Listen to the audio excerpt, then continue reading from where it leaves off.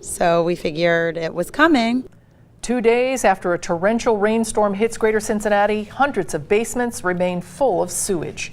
Good evening, everyone. The Metropolitan Sewer District has cleaned up nearly 500 sewage-covered basements just since Wednesday. But there are still 300 more to go, and that's assuming there are no more calls. Local 12's Jeff Hirsch takes us to one of the hardest hit areas, Bridgetown.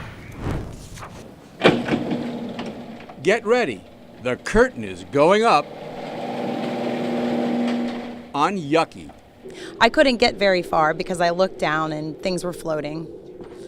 Is it sewage or just water? It's sewage. For the second time in less than a year, Candice Richardson's basement became kind of a sewage treatment plant without the treatment. Only this time it was worse. Water from the sewer was coming up through our toilet.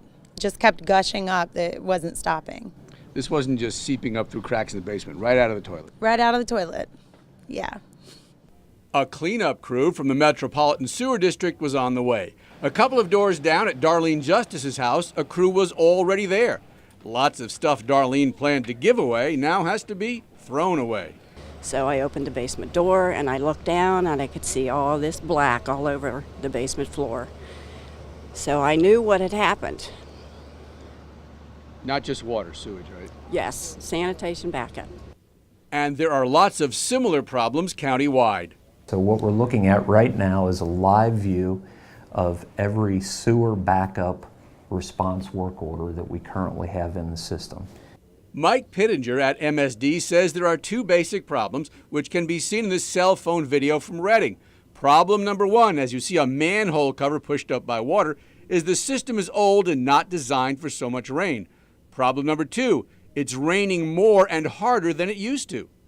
I think the data bears out the climate is changing here locally.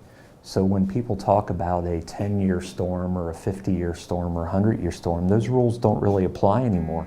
Modernizing the sewer system will take years and billions of dollars. But what about fixing basements? If the backup is caused by a sewer capacity problem, MSD will clean up the mess for free, help pay for damaged items, and potentially put in pumps for a long-term fix.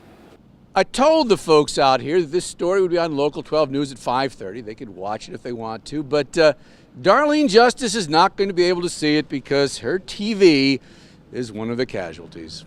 Like I said, yucky. So on a disgusting scale of 1 to 10, is this a 10? Pretty much. Pretty much. Jeff Hirsch, Local 12 News. Probably lucky we don't have smell-o-vision here. If you would like to learn more about getting sewage backup removed by MSD or filing a claim or having a permanent fix installed by the sewer district, go to our website, local12.com, hover over the news tab and click the Get It Now links.